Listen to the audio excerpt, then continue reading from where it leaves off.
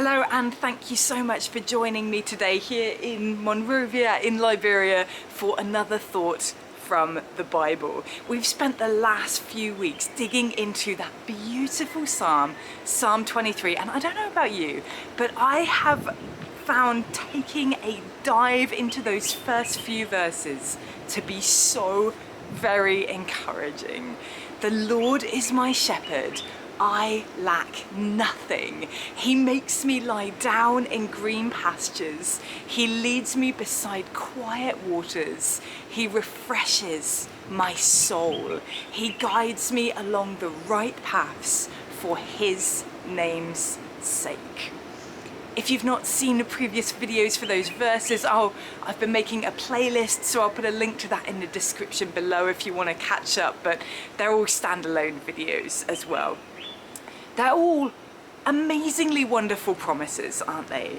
We have a great and powerful shepherd who provides for us, who brings us to the best places of pasture, who leads us to the quiet waters where we find rest for our souls, a shepherd who guides us on the right paths for the sake of his own great and glorious name.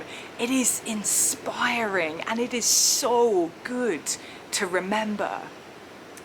But the tone changes just a little bit for the next line of the psalm. It says, even though I walk through the darkest valley, I will fear no evil, for you are with me. The darkest valley. That doesn't sound like a particularly nice place to be.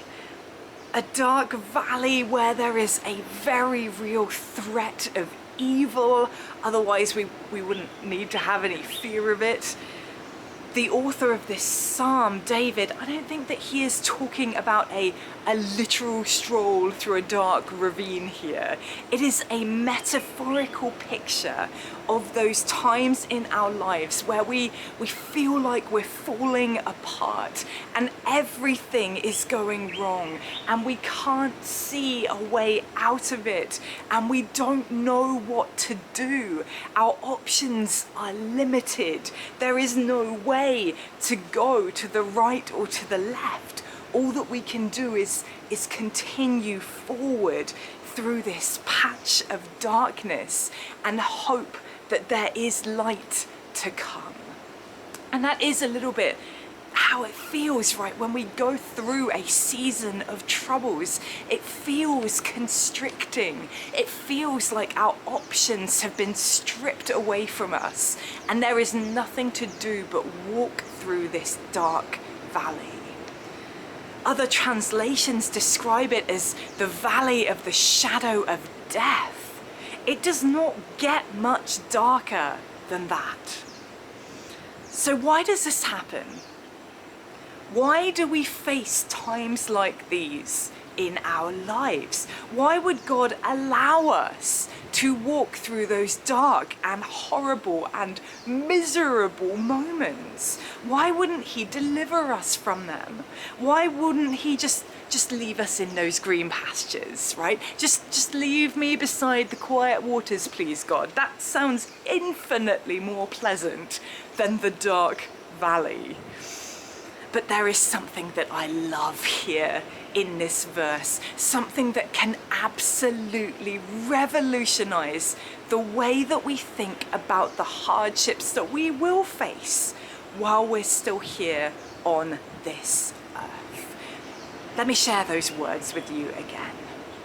Even though I walk through the darkest valley, I will fear no evil, for you are with me.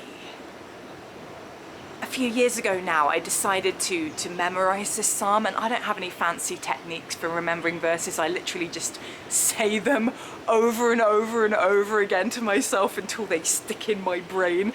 And it was only as I repeated these lines over and over again that I noticed there's a shift in language that occurs within this particular verse.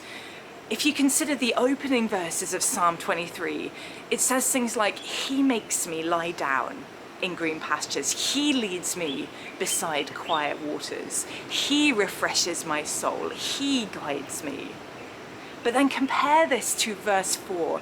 Even though I walk through the darkest valley, I will fear no evil, for you are with me. Do you see the shift? Before the darkest valley moment, he leads me. In the darkest valley moment, you are with me. And if you read on into the psalm and the verses we'll consider in the coming weeks, you'll see that pattern continues. Your rod and your staff, they comfort me. You prepare a table before me. You anoint my head with oil. Your goodness and love will follow me.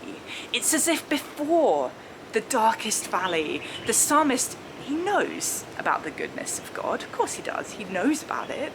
But in that time, in that darkest valley, it becomes personal.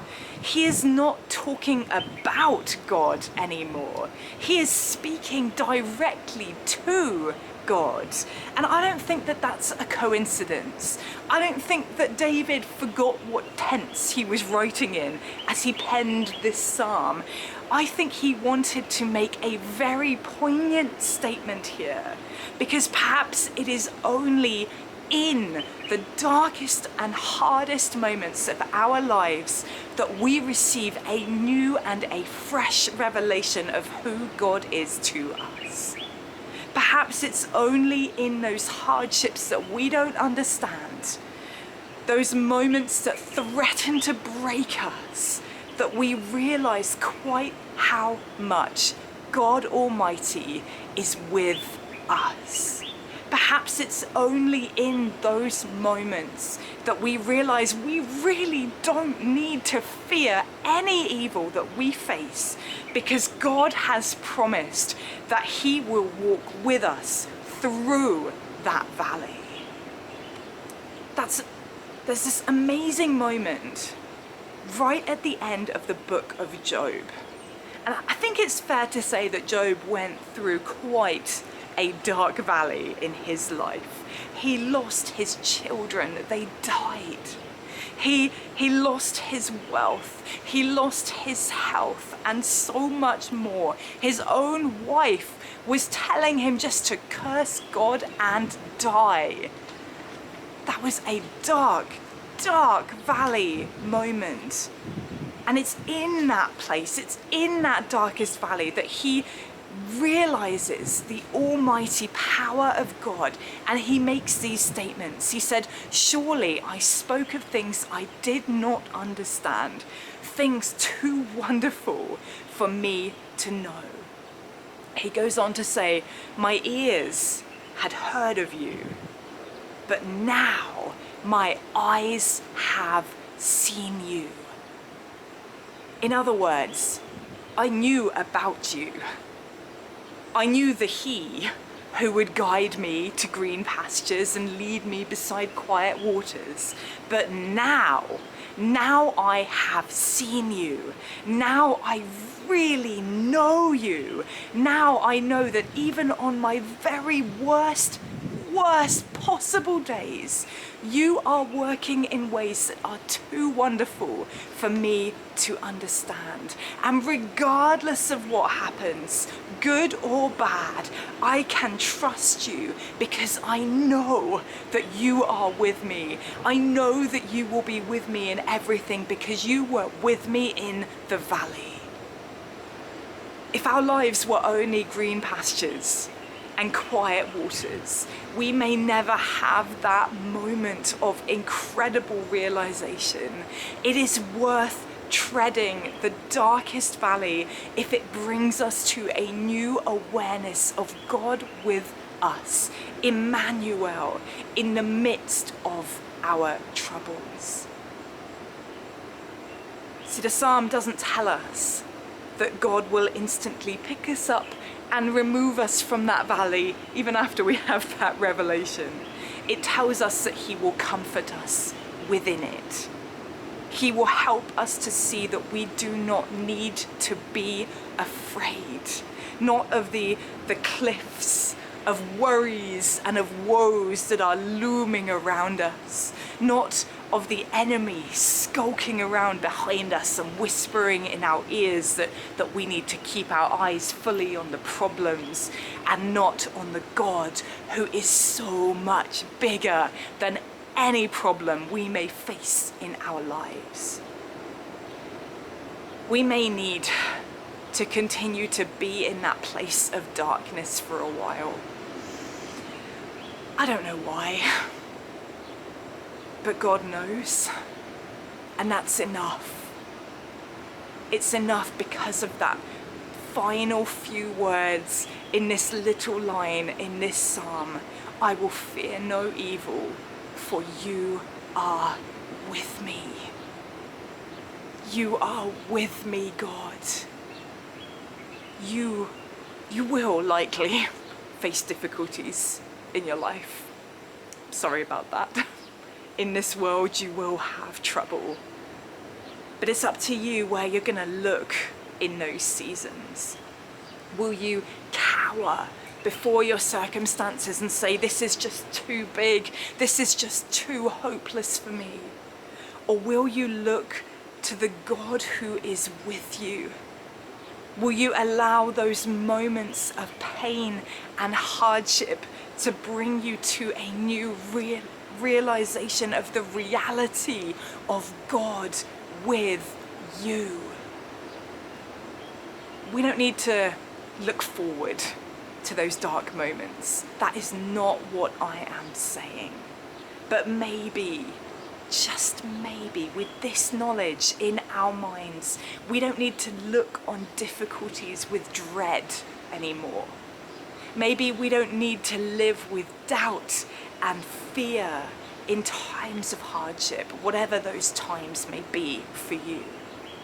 Maybe you can even find just a tiny little spark of excitement in the challenge, knowing that this could be a moment where your relationship with God grows deeper, grows more personal, even in the midst of the hurt and the disappointment and the difficulty. A moment where the He becomes the more personal you. A moment where you go from talking about God to talking to God Almighty. But the most important thing to remember in all of this is that we do not end in the valley. We end in the house of the Lord forever. That is how Psalm 23 ends. That is where we end. Whatever you are walking through right now is temporary. For our light and momentary troubles are achieving for us an eternal glory that far outweighs them all. So we fix our eyes not on what is seen, but on what is unseen. Since what is seen is temporary, but what is unseen is eternal.